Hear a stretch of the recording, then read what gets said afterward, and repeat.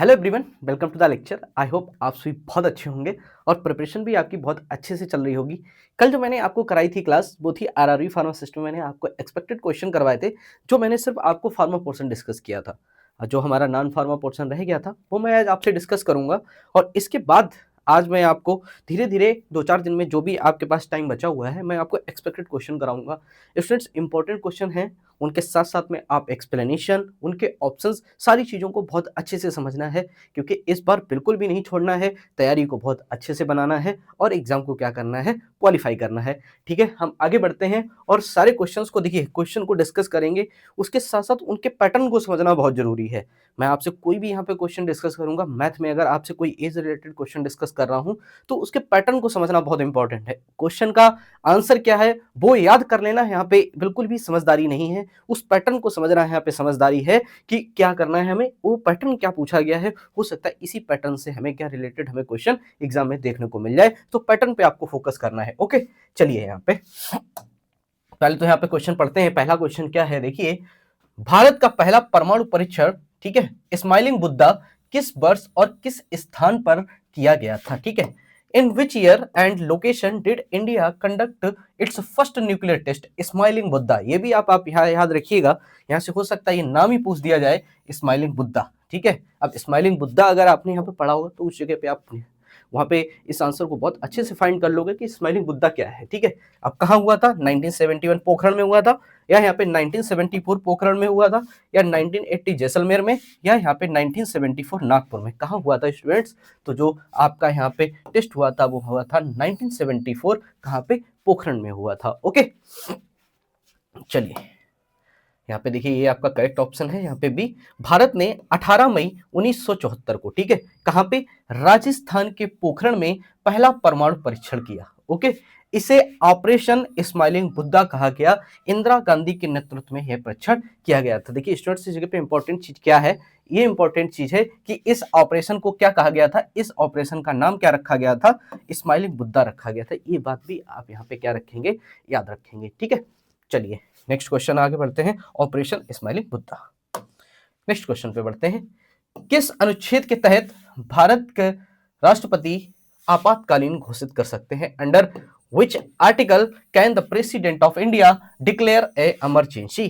किस कंडीशन में, कौन से अनुच्छेद में ये चीज बात कही गई है कि इंडिया के जो प्रेसिडेंट है वो क्या कर दे, यहाँ पे आपातकालीन घोषित कर दें? कौन से अनुच्छेद में? अनुच्छेद 352 के अनुसार, अनुच्छेद 356, या अनुच्छेद 368, या यहाँ पे अनुच्छेद 360? कौन सा ऑप्शन इस जगह पे करेक्ट होगा आपका?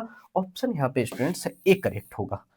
कौन सा? अनुच्छेद 352 यहाँ पे सही है। ठीक है, इसके तहत क्या कर सकते हैं, राष्ट्रपति क्या कर सकते हैं, आपातकाल घोषित कर सकते हैं। ओके, चलिए नेक्स्ट क्वेश्चन समझते हैं। भारतीय संविधान सभा के संवैधानिक सलाहकार, ठीक है, कॉन्स्टिट्यूशनल एडवाइजर कौन थे? ओके, ये देखिए यहाँ पे कॉन्स्टिट्यूशनल एडवाइजर की बात कही गई है। धोखे से भी आप, मैं पहले बता दे रहा हूँ, यहाँ पे ए ऑप्शन आपका बिल्कुल नहीं है। ध्यान रखिएगा, आपने क्या किया, जस्ट आपने कॉन्स्टिट्यूशनल देखा और वहां पे टिक कर दिया। डॉक्टर भीमराव अम्बेडकर ये बिल्कुल नहीं होगा। ठीक है, बी.एन. राव, या यहाँ पे सर अल्लादी कृष्ण स्वामी, या यहाँ पे जवाहरलाल नेहरू? कौन सा ऑप्शन यहाँ पे करेक्ट होगा आपका? ऑप्शन बी आपका करेक्ट हुआ यहाँ पे, बी.एन. राव। ठीक है, इससे पहले की जब मैं आपको क्लास करा रहा था वहां पर भी मैंने ये क्वेश्चन आपसे डिस्कस किया था। ओके, बी ऑप्शन क्या है आपका इस जगह करेक्ट होगा। ठीक है, ओके आगे बढ़ते हैं।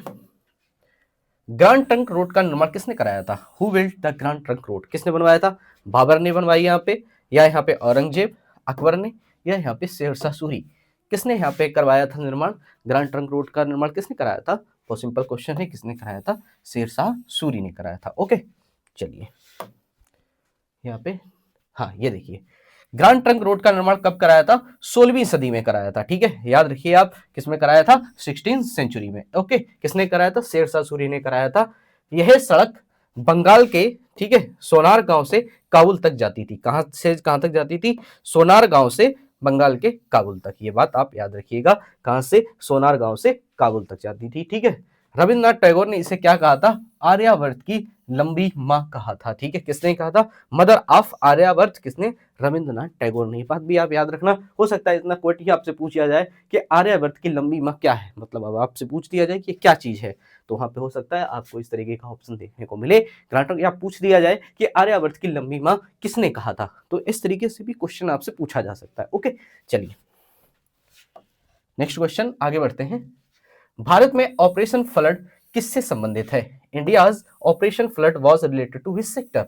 किससे है यहाँ पे? बाढ़ नियंत्रण, फ्लूड कंट्रोल से, या यहाँ पे व्हाइट रिवॉल्यूशन से, श्वेत क्रांति, या यहाँ पे हरित क्रांति, ग्रीन रिवॉल्यूशन, या यहाँ पे नीली क्रांति?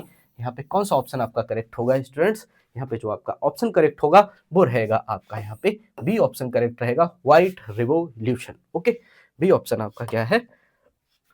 करेक्ट है, जिसको हम क्या बोलते हैं यहाँ पे? श्वेत क्रांति बोलते हैं, ठीक है। अब देखिए यहाँ पे ऑपरेशन फ्लड जो है वो कहा हुआ? डॉक्टर बर्गिस कुरियन के नेतृत्व में। किसके नेतृत्व में? यहाँ पे डॉक्टर बर्गिस कुरियन, ठीक है, ओके, नेतृत्व में। कब? 1970 में शुरू की गई, 1970 में शुरू की गई, ठीक है। शुरू हुई एक श्वेत क्रांति थी। इसने भारत को दुनिया का सबसे बड़ा दुग्ध उत्पादक देश बनाया। अमूल इसकी सबसे बड़ी उपलब्धि है। क्या बनाया इसने? इसने इंडिया को क्या बनाया? It made India the world largest milk producer. Okay, ये चीज भी आप यहाँ पे याद रखिएगा, ठीक। चलिए नेक्स्ट क्वेश्चन डिस्कस करते हैं। लोकसभा में शून्यकाल 0 आवर्स की शुरुआत किस वर्ष हुई थी? In which years did 0 hour begin in Lok Sabha? कब? 1952, 1960, 1971, या यहाँ पे 1962? कब हुई थी यहाँ पे शुरुआत शून्यकाल की? तो यहाँ पे जो आपका करेक्ट ऑप्शन है वो क्या है? आपका सी है, 1962, ठीक। आप इसको याद रखिएगा। अब ये देखिए क्या चीज है, शून्यकाल की शुरुआत 1962 में भारतीय संसद में हुई, ठीक। दोपहर 12 बजे से 1 बजे के बीच सांसद बिना पूर्व सूचना के अत्यंत महत्वपूर्ण मामले उठा सकते हैं। यह भारतीय संसदीय परंपरा की अनूठी विशेषता। ये चीज भी आप यहाँ पे याद रखिएगा। टाइमिंग का आप यहाँ पे ध्यान रखिएगा, दोपहर 12 बजे से 1 बजे के बीच, ठीक। ये इंपॉर्टेंट है, इस जगह पे ये ध्यान रखिएगा, बिटवीन 12 नून एंड 1 PM, ठीक। चलिए, भारत का पहला क्वांटम कंप्यूटर मिशन कितने रुपए के बजट के साथ लॉन्च किया गया? ठीक है, India's first national quantum mission was launched with what budget? ये देखिए यहाँ पे इंपॉर्टेंट है, कितना? 4000 करोड़, या यहाँ पे 6003 करोड़, या यहाँ पे 10,500 करोड़, या यहाँ पे 8000 करोड़, ठीक है। यहाँ पे जो आपका स्टूडेंट बी ऑप्शन है वो क्या है? आपका करेक्ट है। कितने करोड़ की बात? यहाँ पे 6003 करोड़, ठीक है। 6003 करोड़ में क्या किया गया था? भारत का पहला क्वांटम जो आपका कंप्यूटर मिशन था वो इतने पैसों के साथ क्या किया गया था? लॉन्च किया गया था। ओके, याद रखिएगा आप इसको। चलिए यहाँ पे ये देखिए, इसका यहाँ पे एक्सप्लेनेशन है, ठीक है। अब ये देखिए, इसका उद्देश्य 2031 तक 50 से 1000 क्यूबिट का क्वांटम कंप्यूटर विकसित करना है, ठीक है। ये भी देखिए यहाँ पे उद्देश्य क्या है, 2031 तक कितने बिट का यहाँ पे कंप्यूटर विकसित करना है, कितना? यहाँ पे 50 से 1000 क्यूबिट, ठीक है। ये चीज भी आप यहाँ पे याद रखना, इंपॉर्टेंट है। ये हो सकता है पूछ दिया जाए इस तरीके का क्वेश्चन कि मतलब इसका जो आपसे ये पूछा जाए, ठीक है, क्वांटम मिशन से ऊपर क्वेश्चन है और उसमें पूछ दे 2031 तक इसको कितने क्यूबिट का यहाँ पे विकसित करना है, तो वहाँ पे आपको हो सकता है इस तरीके का ऑप्शन आपसे पूछ दिया जाए, 50 से 1000, या यहाँ पे 100 से 2000, या यहाँ पे 30 से, ऐसे करके आपसे क्वेश्चन इस तरीके से पूछा जा सकता है। तो ये साथ साथ में आप इस चीज पर भी उतनी ही चीज पर फोकस करिए। ओके, नेक्स्ट क्वेश्चन, नोबेल शांति पुरस्कार 2030 किसे मिला? Who won the Nobel peace prize 2023? किसे मिला यहाँ पे? ग्रेटा थनबर्ग को, या यहाँ पे नरगिस मोहम्मदी को, या यहाँ पे एंटोनियो गटर्स को मिला, या यहाँ पे डेनिस मुक्वेगे? किसको मिला है यहाँ पे? तो आपका यहाँ पे जो ऑप्शन है स्टूडेंट्स वो क्या रहेगा? आपका बी ऑप्शन सही है। क्या नाम है यहाँ पे? नरगिस मोहम्मदी, ठीक है। देखिए स्टूडेंट्स, एक चीज मैं आपको बताता हूँ, ये क्वेश्चन जो है ना, ये बहुत इंपॉर्टेंट क्वेश्चन है। आपको यहाँ पे इन क्वेश्चन पर बहुत ज़्यादा फोकस करना है। देखिए कब ऐसे क्वेश्चंस आपके एग्जाम में आ जाते हैं, ये हमें तब पता चलता है जब हमने वहाँ पे पढ़ाई की होती है। हमें अंदाजा ही नहीं होता है कि किस नॉन फार्मा में किस कॉन्सेप्ट से कौन सा क्वेश्चन पूछ दिया जाता है। अच्छा हमें तब लगता है जब हमने उस चीज़ को पढ़ा होता है। अगर हम पढ़ा होते हैं ना तो हम उस जगह बहुत ही कॉन्फिडेंस से उस जगह पे आंसर देते हैं। नॉन फार्मा एक बहुत ही वास्ट यहाँ पे एक सिलेबस होता है और हम इसमें सारी चीज़ों को पढ़ भी नहीं सकते क्योंकि आप जानते हैं आपके पास फार्मा का ही इतना ज़्यादा सिलेबस है। तो जितनी भी चीज़ें आप पढ़ सकते हो उसको बहुत अच्छे से गेन करिए। इसको ऐसे मत छोड़िए कि ये क्या है कि अरे ये तो एक हमारा एडिशनल पार्ट है, ये तो कोई नहीं, लेकिन नहीं, आपकी रैंक और आपको क्वालीफाई यहाँ से ही डिसाइड होगा। देखिए फार्मा बहुत अच्छे से करोगे आप, ठीक है। फार्मा के जो आपके क्वेश्चन होंगे इसमें मोस्टली स्टूडेंट्स बहुत अच्छा करते हैं। फार्मा में जो असली रैंक और जो आपके जैसे सपोज करिए आप 50 नंबर आप ले आए फार्मा से, लेकिन 50 नंबर का जो आपका सिलेक्शन से जो आपके 10 या 12 नंबर या 15 नंबर जो आपको जरूरत पड़ेगी वो आपको यहाँ पे नॉन फार्मा ही दिलाएगा और इसी से आपका क्या होगा, बढ़िया सिलेक्शन होगा। ये बात आप यहाँ पे याद रखिए। मैं आपको इसीलिए मैं जब से आपको ये चीज देखिए पढ़ा रहा हूँ, मेरा हर बार यही फोकस रहता है कि आप फार्मा के साथ साथ नॉन फार्मा पर भी उतना ही फोकस करिए। और जो नॉन फार्मा और फार्मा पे आप दोनों पे बराबर फोकस करेंगे ना, बहुत अच्छे रैंक से आपका ये क्वालिफाई होगा, बहुत अच्छे मार्क्स आपके आएंगे जिस भी जोन से आपने फिल किया होगा, ठीक है। तो यहाँ पे अभी आपका ऑप्शन कौन था, नरगिस मोहम्मदी, बी ऑप्शन इसी जगह पे क्या है आपका सही है, ठीक है। ओके, चलिए आगे बढ़ते हैं। इसरो का आदित्य मिशन किस बिंदु पर स्थापित किया गया। ISRO Aditya mission is station and which, यहाँ पे विच लैग्रेंज पॉइंट, ठीक है। लैग्रेंज क्या होता है, एल, ठीक है। लैग्रेंज पॉइंट जो एल एल यहाँ पे लिखा है इसका मतलब ही लैग्रेंज होता है, ठीक है। तो किस पे, L2 पे, L3 पे, या यहाँ पे L1, ठीक है, या यहाँ पे L4, ठीक है। कहाँ से स्टार्ट हुआ, कहाँ पे, तो आपका जो डी ऑप्शन है स्टूडेंट्स वो क्या है, करेक्ट है, L1, ठीक है। आदित्य इसको बोलते ही हम पूरा नाम है यहाँ पे आदित्य, जो आपका है आदित्य L1, इसका यही नाम, ऐसे L1 बोलते हैं इसको, ठीक है। तो आप ये याद रखना कौन से प्रणाली में कौन सा यहाँ पे किसके यहाँ पे कौन से पॉइंट पर स्थापित किया गया, यहाँ पे किया गया है लैग्रेंज पॉइंट पर। ये साथ साथ में आप यहाँ पे याद रखना, ठीक। चलिए और आइए, 2024 में भारत के किस राज्य ने समान नागरिक संहिता लागू की, ठीक है। Which Indian state implement the uniform civil code, ठीक है, इन 2024, किस राज्य ने, उत्तर प्रदेश ने, गोवा ने, उत्तराखंड ने, या यहाँ पे हिमाचल प्रदेश। कौन सा ऑप्शन आपका यहाँ पे करेक्ट है, आपका जो सी ऑप्शन है इस जगह पे वो आपका करेक्ट है। कौन से, यहाँ पे 2024 में भारत के किस राज्य ने, 2024 में उत्तराखंड ने क्या किया है, समान नागरिक संहिता यूसीसी क्या की है, लागू की है, जिसको हम क्या बोलते हैं, यूनिफॉर्म सिविल कोड। ओके, चलिए आगे बढ़ते हैं। ये यहाँ पे क्या है, इसका एक्सप्लेनेशन आप पढ़ सकते हैं। अब देखिए यहाँ पे उत्तराखंड 2024 में यूसीसी लागू करने वाला पहला राज्य बना, ठीक है। गोवा में पहले से पुर्तगाल काल से यूसीसी लागू है, लेकिन उसे आधुनिक यूसीसी नहीं माना जाता। गोवा में किस काल से यूसीसी लागू है, पुर्तगाल से, ठीक है। वो उत्तराखंड में यह है विवाह तलाक विरासत पर लागू होता है। देखिए ये यहाँ पे क्या है, ये न्यू है, तो यहाँ पे क्या है आप जानेंगे, यूसीसी किसने यहाँ पे क्या, उत्तराखंड ने किस किस पर ये लागू है, आपके विवाह और आपके तलाक पर। देखिए इंपॉर्टेंट क्वेश्चन के ऊपर बहुत फोकस करते रहिए आप, ठीक है। चलिए आगे बढ़ते हैं। विश्व का सबसे बड़ा और सौर ऊर्जा संयंत्र जिसको क्या बोलते हैं यहाँ पे, भदला सोलर पार्क किस राज्य में है, ठीक है। The world largest solar power plant Bhadla solar park is in which state, किसमें है आपका, गुजरात में, या यहाँ पे राजस्थान, या यहाँ पे तमिलनाडु, या यहाँ पे मध्य प्रदेश। तो यहाँ पे कौन सा ऑप्शन आपका करेक्ट है, ऑप्शन जो आपका करेक्ट है वो आपका है यहाँ पे बी, राजस्थान, ठीक है। ठीक है, याद रखिएगा, किससे आप याद रखेंगे, यहाँ पे क्या पूछा गया था आपको, मैं आपको बताता हूँ, भाडला सोलर पार्क, ठीक है। कैसे आप याद रखना, भाडला सोलर पार्क, ठीक है। कहाँ पे है, राजस्थान के जोधपुर जिले में स्थित है। इसकी क्षमता कितनी है, इसकी क्षमता भी आप साथ साथ में याद रखिएगा, 2245 मेगावाट। ये बात भी आपको याद रखनी है। और एक चीज, कितने एकड़ में फैला है, 14,000 एकड़ में फैला है। ये दुनिया का सबसे बड़ा सौर ऊर्जा पार्क है, ठीक है। क्या है ये, largest solar park, world's largest solar park है ये, ठीक है। कितने में फैला है, 14,000 एकर्स में ये फैला हुआ है। कहाँ पे है, राजस्थान में है, जोधपुर डिस्ट्रिक्ट में। ओके, चलिए नेक्स्ट क्वेश्चन। भारत ने 2024 में आईसीसी T20 वर्ल्ड कप जीता, फाइनल में किस देश को हराया, ठीक है। अब ये देखिए, ये भी एक बढ़िया क्वेश्चन है। यहाँ पे मैं आपको इसके पीछे कहानी बताता हूँ भी। India won the ICC T20 world cup 2024, which country did they beat in the final. अब देखिए, जो क्रिकेट से जुड़े हुए लोगों को सब ये पता होता है। तो कौन सी टीम थी, पाकिस्तान थी, इंग्लैंड थी, या यहाँ पे दक्षिण अफ्रीका, या यहाँ पे ऑस्ट्रेलिया। किसको हराया था यहाँ पे T20 विश्व कप में, दक्षिण अफ्रीका को हराया था, ठीक है। तो आपका पे डी ऑप्शन आपका बिल्कुल करेक्ट है। अब भारत ने 2025 में स्टूडेंट चैंपियन ट्रॉफी भी खेली थी, ठीक है, तो भारत क्या था, चैंपियन ट्रॉफी का भी विजेता रहा था। उसमें किस टीम को हराया था, उसमें भारत ने हराया था न्यूजीलैंड को। ये बात भी आप यहाँ पे याद रखेंगे, ठीक है। बाकी आज भी आपका मैच है, आज किसके किसके बीच में, इंडिया 2026 में अगर बात की जाए तो किसके किसके बीच में T20 का फाइनल खेल रही है इंडिया, आज खेल रही है इंडिया वर्सेस न्यूजीलैंड के साथ, ठीक है। ये बात भी आप यहाँ पे याद रखिए, ठीक है। जो लोग क्रिकेट देखते हैं वो इन क्वेश्चंस को एज एक तरीके से बिल्कुल भी जनरल नॉलेज के क्वेश्चन नहीं लेते हैं, करंट अफेयर्स के क्वेश्चन को नहीं समझते हैं, क्योंकि उनको ऐसा लगता है ये तो हम डेली में देख ही रहे हैं, ठीक है। बट ये भी आपके क्वेश्चन पूछे जाते हैं इस तरीके से, तो आप याद रखिए। अब इसी तरीके से अभी आपको याद है, अब यही क्वेश्चन आपसे 4 से 5 साल बाद फिर आप धीरे धीरे भूलने लगोगे, तो फिर क्या होता है, ये सब चीजें रहती हैं।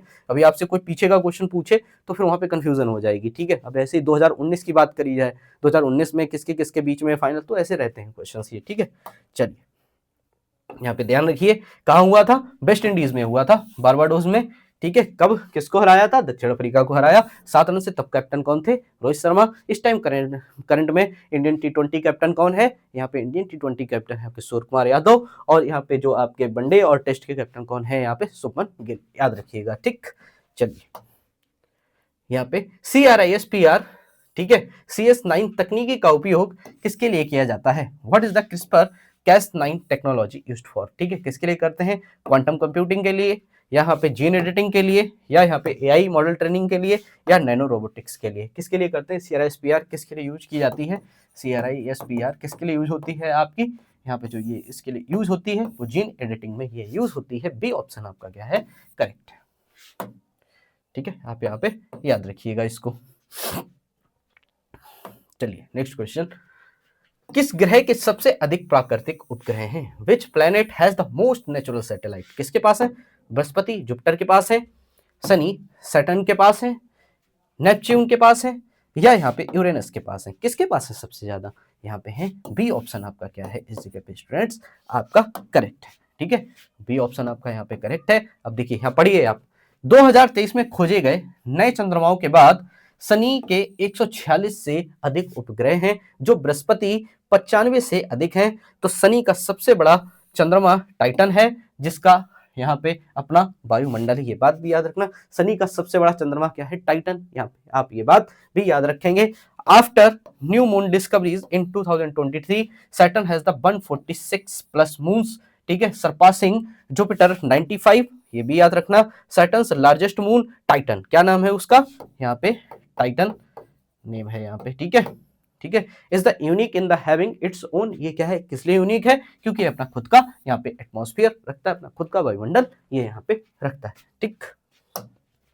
चलिए मानव शरीर की सबसे लंबी कोशिका क्या है, सेल कौन सी है, which the longest cell in the human body, कौन सी है, RBC है, मसल सेल है, या यहाँ पे न्यूरॉन है, या यहाँ पे स्किन सेल है, कौन सी है यहाँ पे सबसे बड़ी, यहाँ पे क्या है, न्यूरॉन है, ठीक है। अब मैं यहीं पे आपसे अगर देखिए सबसे लंबी की है बात पूछी, अगर मैं यहाँ पे सबसे स्मॉल की बात करूं, ठीक है, अगर मैं मेल में सबसे करूं तो कौन सी होती है, यहाँ पे स्पर्म, ठीक है, स्पर्म सेल आप याद रखिएगा ये, ठीक। चलिए बी ऑप्शन यहाँ पे क्या है आपका करेक्ट है, ओके। अब देखिए यहाँ पे देखिए, न्यूरॉन तंत्रिका कोशिका मानव शरीर की सबसे लंबी कोशिका, रीढ़ की हड्डी से पैर के अंगूठे तक जाने वाला न्यूरॉन 1 मीटर से अधिक लंबा हो सकता है, क्या है यहाँ पे, neurons nerve cell are the longest cell in the human body, a neuron running from the spinal cord to toes can be over 1 metre long, okay.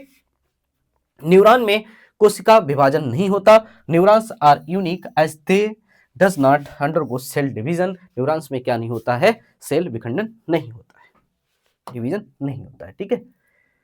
चलो किस तत्व को भविष्य का ईंधन, फ्यूल ऑफ द फ्यूचर कहा जाता है, which element is called the fuel of the future, किसको कहते हैं फ्यूल ऑफ द फ्यूचर, यहाँ पे हीलियम को बोलते हैं, यहाँ पे लिथियम को बोलते हैं, यहाँ पे यूरेनियम को बोलते हैं, या यहाँ पे हाइड्रोजन को बोलते हैं, किसको बोलते हैं यहाँ पे, तो जो आपका सी ऑप्शन है स्टूडेंट्स वो क्या है इस जगह पे करेक्ट है, हाइड्रोजन को बोलते हैं, ठीक है।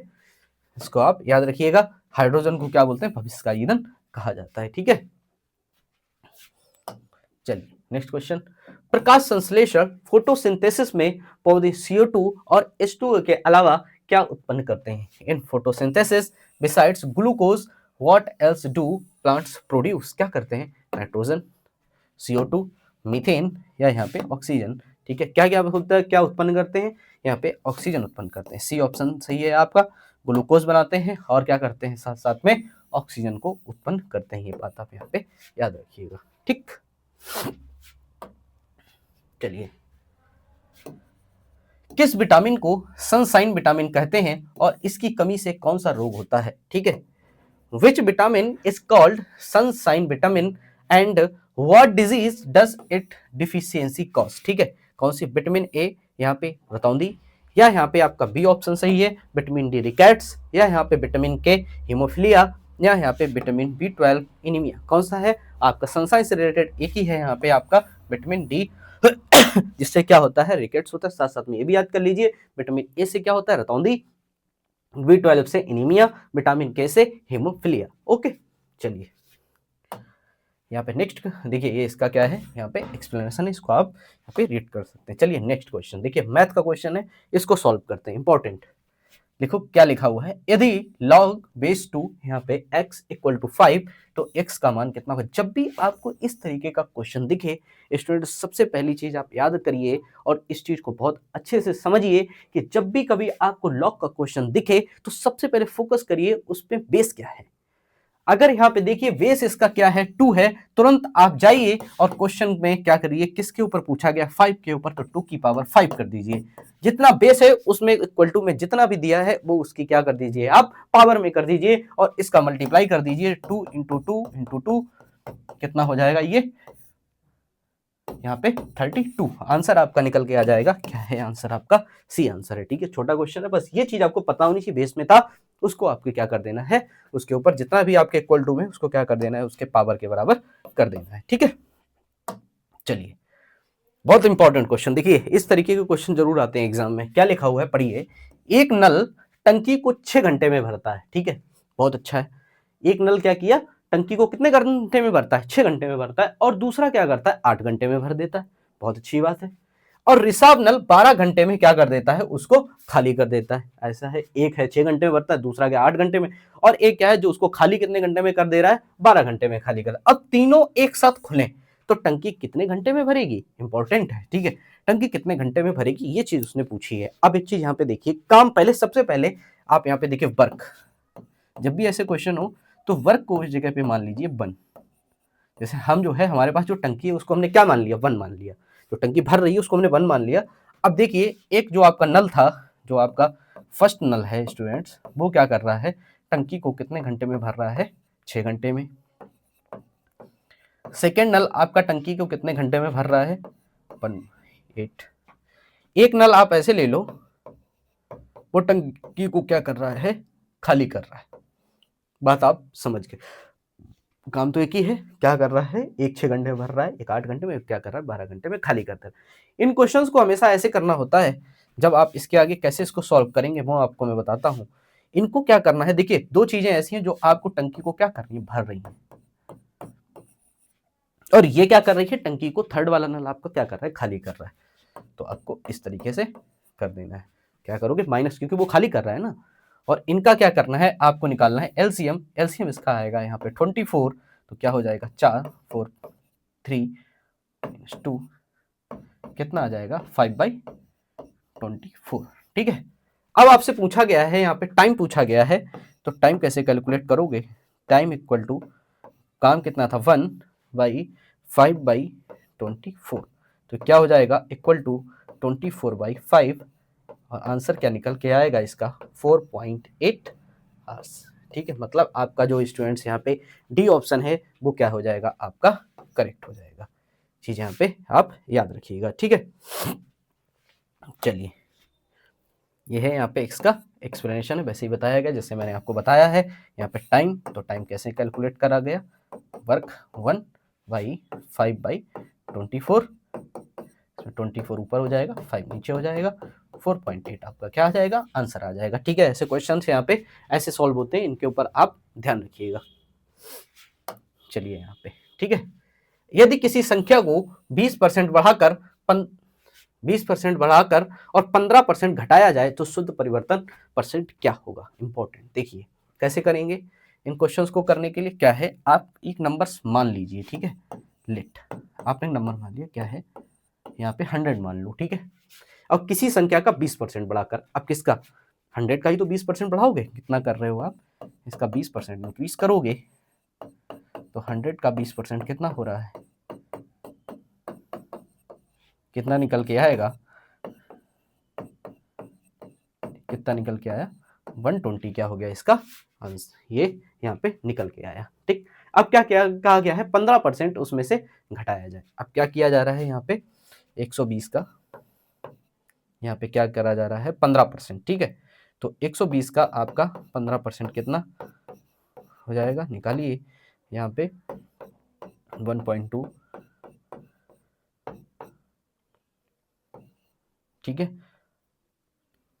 मतलब कितना निकल के आया यहाँ पे 18 आया, ठीक है। तो अब 120 में से आप यहाँ पे क्या करोगे, जब आप यहाँ पे जोड़ रहे थे ना, अब आपको यहाँ पे क्या करना पड़ेगा, माइनस करना पड़ेगा, कितना बचा आपके पास 102 निकल के आया, ठीक है। अब देखिए यहाँ पे स्टार्टिंग में कितना था आपके पास 100 और आपके पास आया कितना 102, ठीक है। तो क्या करना है आपको इसमें माइनस कर देना है, तो आप 102 को यहाँ पे 100 से माइनस करोगे तो आपके पास कितना आ जाएगा 2% का यहाँ पे क्या हो जाएगा आपको गेन हो जाएगा। तो आंसर आपका कौन सा सही होगा स्टूडेंट्स, यहाँ पे बी ऑप्शन आपका क्या रहेगा, करेक्ट रहेगा। इंपॉर्टेंट क्वेश्चन है, देखिए जैसे मैंने आपको सॉल्व कराया है ऐसे ही आप इन क्वेश्चंस को करिएगा, ठीक है। आपका बी ऑप्शन इस जगह पे सही है, ठीक है।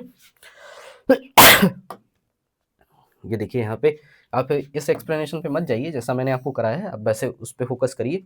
ऐसे इसको भी आप देख सकते हैं, देखिए फार्मूले टाइप में है और वो मैंने आपको जनरल कराया, कितना माना मैंने 100 माना, कितना हो गया था यहाँ पे 120 हो गया, फिर 120 आपका कितने में कन्वर्ट हो गया यहाँ पे 102 में आ गया। कब ये आपने यहाँ पे 20% बढ़ाया, फिर आपने क्या किया था यहाँ पे कितना 15% यहाँ पे लेस किया, फिर उसके बाद क्या हुआ आपने 102 को यहाँ पे माइनस किया, 2% का गेन आपको यहाँ पे मिल गया, ठीक।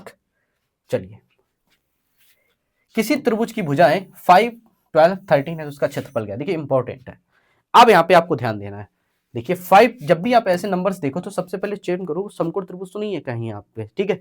जब आप इस तरीके का देखेंगे तो आप देखिए क्या करना है 5, 12, 12, ठीक है, 5, 12, 13। अब यह देखिए 25, 144, 169। तो ये क्वेश्चन जो है वो आपका इस तरीके का आपका यहाँ पे त्रिभुज ये बनेगा, ये चीज यहाँ पे आप याद रखिए क्योंकि इस तरीके का है। तो ठीक है, चलो हम इसको कराते हैं। यहाँ पे बेस इसका क्या हो गया, लगभग 5 हो गया, ठीक है।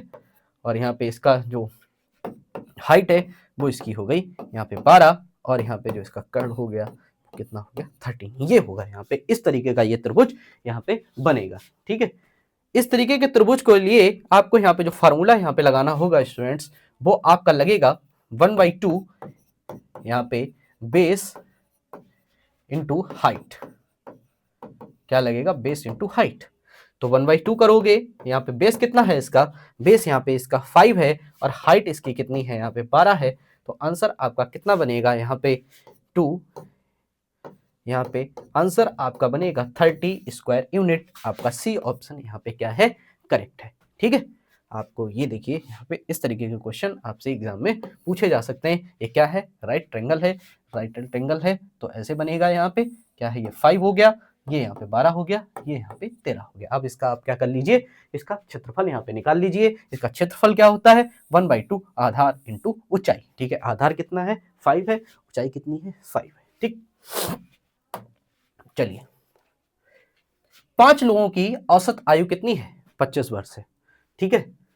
एक नए सदस्य के जुड़ने पर औसत कितना हो गया 26 हो गया। तो नए सदस्य की उम्र क्या है, बहुत इंपॉर्टेंट, बहुत बढ़िया क्वेश्चन ये। देखिए मैं आपको कराता हूं यहाँ पे, ठीक है। क्या कहा गया है, 5 लोगों की औसत आयु, ठीक है, 5 लोगों की, यहाँ पे 5 लोगों की औसत आयु 25 वर्ष है, ठीक है। ओके, 5 लोगों की 25, ये हो गया। एक नए सदस्य जुड़ने से 26 हो गई, मतलब क्या है 26, ठीक है। ये कितना हो जाएगा 12, और यहाँ पे कितना हो जाएगा आपका 15, ठीक है। तो 156 में 125 आप जब माइनस करेंगे तो यहाँ पे कितना हो जाएगा आपका 31। मतलब क्या है, आपका जो नया सदस्य है उसकी जो यहाँ पे एज होगी वो कितनी रहेगी, यहाँ पे 31। ठीक है, तो आपका जो यहाँ पे कौन सा ऑप्शन है, आपका सी ऑप्शन इस जगह पे क्या रहेगा स्टूडेंट्स, करेक्ट रहेगा। ठीक, चलिए सी ऑप्शन क्या है आपका यहाँ पे करेक्ट है। ठीक, कितनी रहेगी एज, वहाँ पे 31 रहेगी। ठीक, चलिए नेक्स्ट क्वेश्चन यहाँ पे डिस्कस करते। ये देखिए यहाँ पे क्या है, ये इसका एक्सप्लेनेशन है, आप यहाँ पे देख सकते हैं। चलो क्या है, आप पढ़िए। यदि एक वस्तु को, ठीक है, 10% की हानि पर 900 में बेचा गया, ओके, सेलिंग प्राइस कितना है पे 900, तो उसे 10% लाभ पर बेचने के लिए विक्रय मूल्य क्या होगा। The product sold at 10% loss for 900, what should be the SP.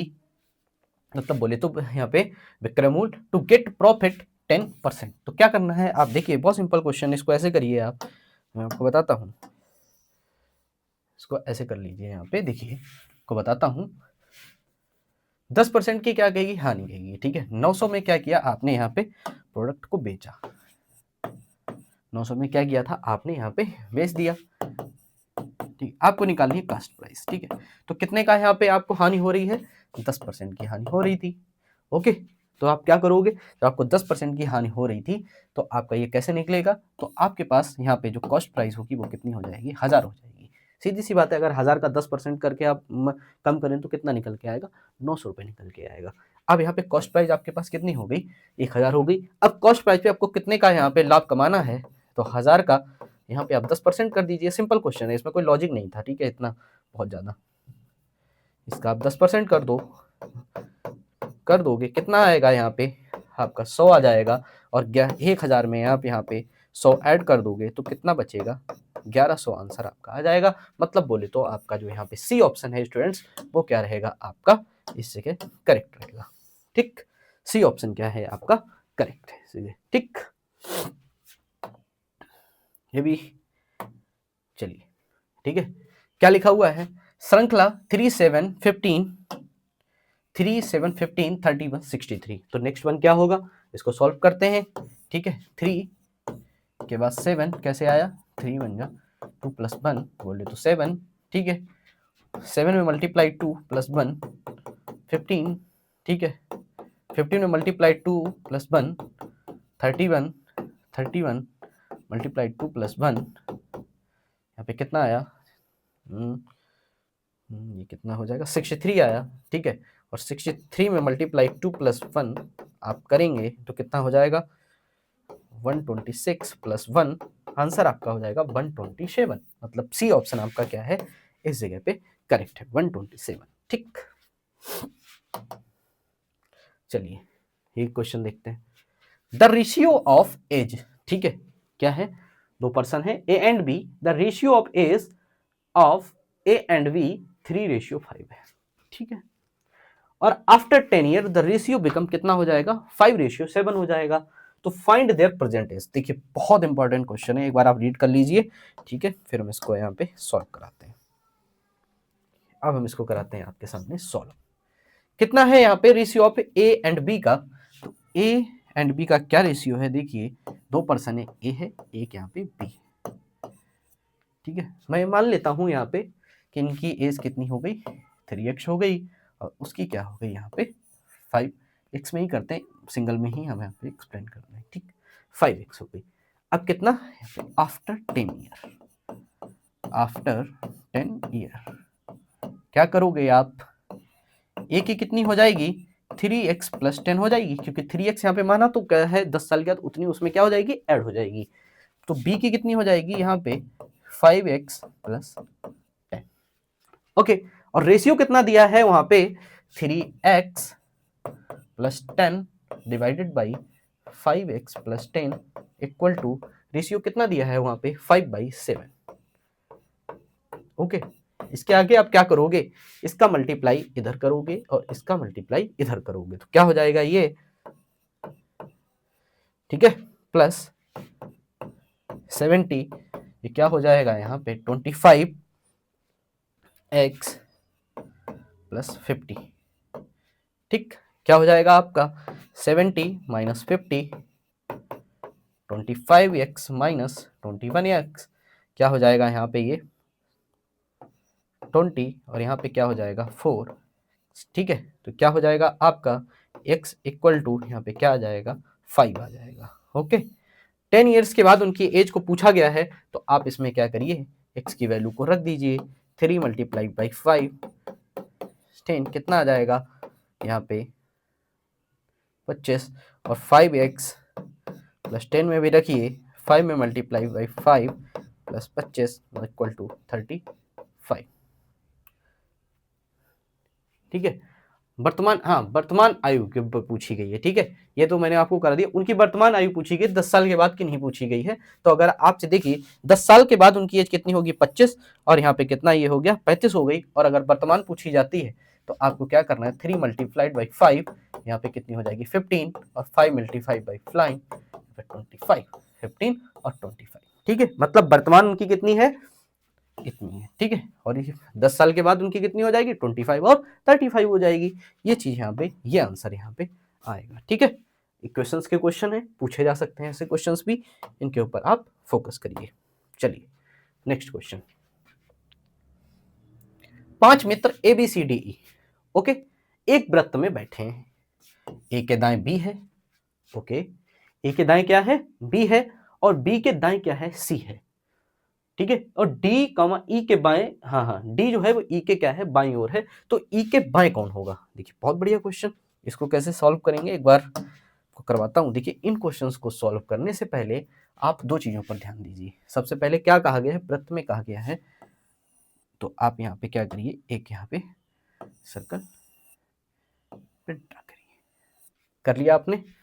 अब आप देखिए जब भी इस तरीके के क्वेश्चन सॉल्व करें, 5 मित्रों की बात हो रही, 4, इसमें से आप एक नंबर अपने आप को चूज कर लो कि इनमें से कोई आप एक हो। तो सपोज करो मैंने मान लिया कि आप क्या हो, ए हो।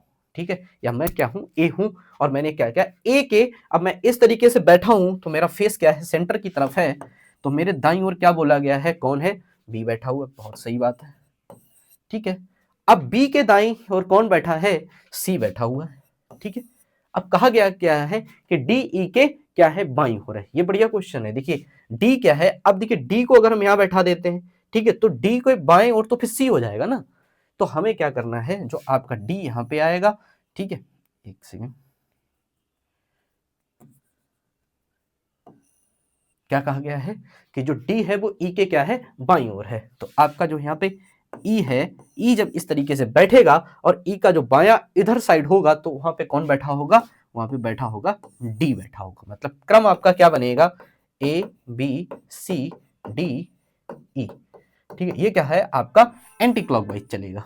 कैसे चलेगा, जब हमेशा दाएं दाएं की बात होती है तो सिस्टम चलता है एंटी क्लॉकवाइज, और जब आपका यहाँ पे बाएं की बात होती है तो सिस्टम कैसा चलता है, आपका क्लॉकवाइज चलता है। तो अब क्या पूछा गया था कि ए के बाएं कौन बैठा है, ए के यहाँ पे अगर आप टेस्ट करोगे आप खुद को, तो क्या करोगे, आपके जो दाएं में बैठा था बी, और आपके बाएं में कौन बैठ जाएगा, ई बैठ जाएगा। मतलब ऑप्शन क्या सही हो जाएगा, सी ऑप्शन आपका सही हो जाएगा। ठीक है, ऐसे क्वेश्चंस भी आपसे पूछे जाते हैं।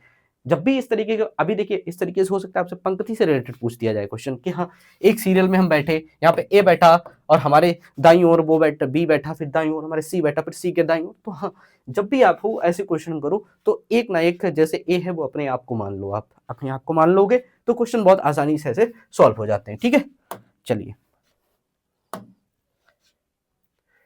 एक व्यक्ति उत्तर की ओर 10 किलोमीटर चलता है और पूरब की ओर 6 किलोमीटर, फिर दक्षिण की ओर 10 किलोमीटर, वह प्रारंभिक बिंदु से कितना दूर है। बहुत इंपॉर्टेंट, देखिए बहुत सिंपल क्वेश्चन है।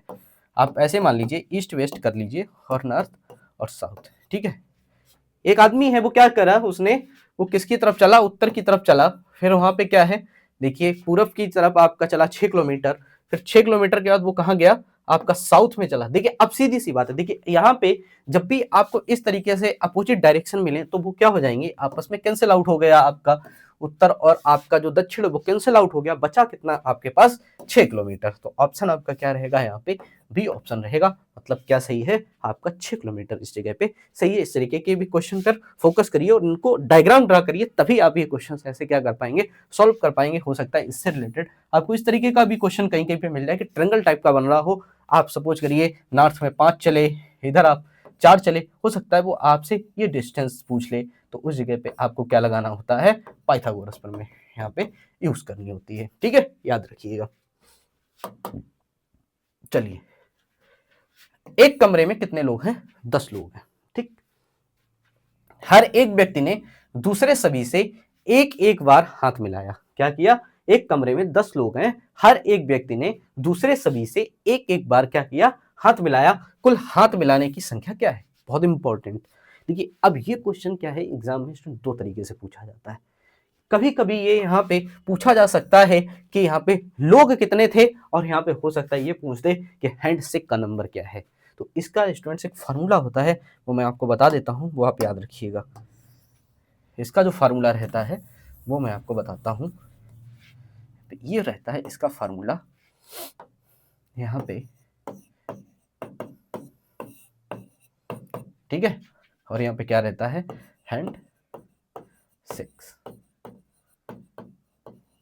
कितने लोगों ने हैंडशेक किया। अब आपको यहाँ पे हैंडशेक का नंबर निकालना है। आपको यहाँ पे क्या पता है, कमरे में 10 लोग पता है आपको, 10 लोग हैं तो 10 - 1 करिए, डिवाइडेड बाई 2 करिए, 10 × 9 करिए, यहाँ पे 2 करिए, 5, मतलब क्या है, 45 हाथ मिलाए गए हैं, 45 हैंडशेक किए गए हैं। तो आंसर आपका क्या हो जाएगा इस जगह पे, करेक्ट आपका जो आंसर हो जाएगा वो आपका क्या हो जाएगा, बी आपका ऑप्शन जो है इस जगह पे क्या है, राइट।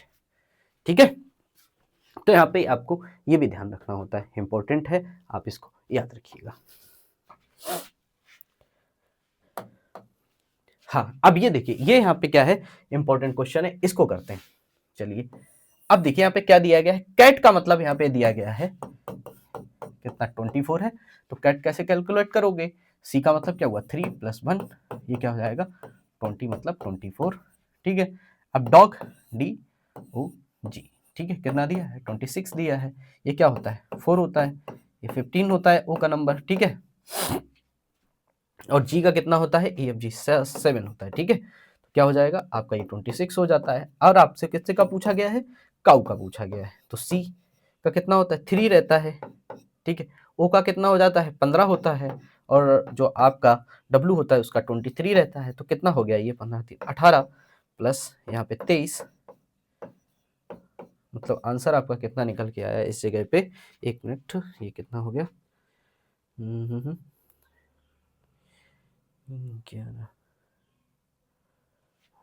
18 एंड 23, यहाँ पे क्या हो जाएगा, 8 11 3 1 4। आंसर क्या रहेगा आपका इस जगह पे, स्टूडेंट्स जो आंसर रहेगा वो आपका रहेगा यहाँ पे 41। ठीक है, बट सॉरी, यहाँ पे 41 आंसर नहीं है, बट कोई नहीं, आंसर जो आपका रहेगा वो क्या रहेगा, यहाँ पे 41 रहेगा। 41 आपका क्या रहेगा इस जगह पे, करेक्ट आंसर रहेगा। ठीक, चलिए,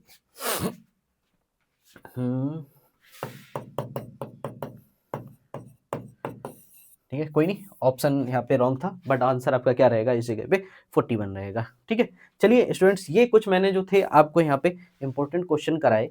ठीक है, ये इंपॉर्टेंट क्वेश्चन इस पर्पज से भी हैं कि देखिए, फार्मा तो पढ़ ही रहे हैं, साथ साथ में नॉन फार्मा पर भी फोकस करना है।